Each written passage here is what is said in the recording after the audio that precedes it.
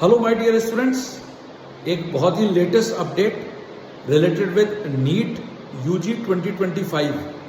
आप सोच रहे होंगे सर क्या, जो high court MP Madhya Pradesh की जो हाई कोर्ट है, इंदौर खंडपीठ में जो केस चल रहा था, 75 स्टूडेंट्स ने जो अपनी याचिका लगाई थी कि 4 मई को उनका एग्ज़ाम आंधी बारिश तूफान के कारण जो लाइट चली गई थी उनके सेंटर्स पर और जिसके कारण वो एग्ज़ाम अच्छी तरीके से नहीं दे पाए, उन्होंने ये अलग अलग प्रकार की याचिकाएं लगाई थी कि हमारा रीनीट हो।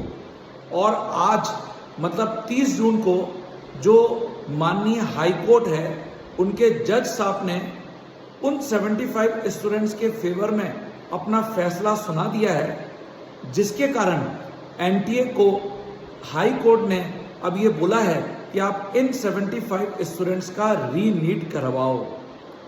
अब होगा क्या, ऑब्वियसली एनटीए को इन 75 स्टूडेंट्स का रीनीट करवाना पड़ेगा। और क्या आप सभी बच्चों का इससे रिजल्ट अफेक्ट होगा? अगर इन 75 स्टूडेंट में से किसी ने बहुत अच्छा परफॉर्म किया, 720 मार्क्स में से काफ़ी अच्छे मार्क्स लेके आए, तो डेफिनेटली आप सभी बच्चों का जो नीट का रिजल्ट है, ऑल इंडिया रैंक है, वो बिल्कुल अफेक्ट होगा। तो इसीलिए अब एनटीए के ऊपर है कि वो कब और कैसे इन बच्चों का नीट का एग्ज़ाम करवाता है। लेकिन अब ये मान के चलो कि काउंसलिंग में भी इसके कारण थोड़ा सा जो अभी तक डिले होती हुई आ रही थी, आगे भी और डिले होने की पूरी संभावना है।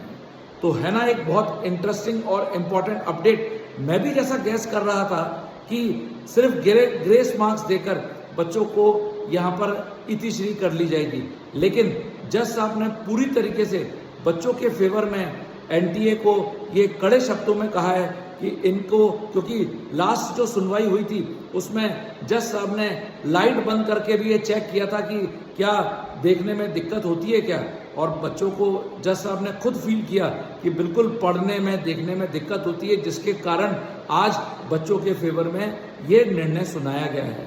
तो वेट करिए कि अब एनटीए इन बच्चों का एग्ज़ाम कब लेता है और इसके अकॉर्डिंग आपका जो फाइनल ऑल इंडिया रैंक है उसके ऊपर कुछ इम्पैक्ट पड़ता है क्या। Okay, take care, bye bye.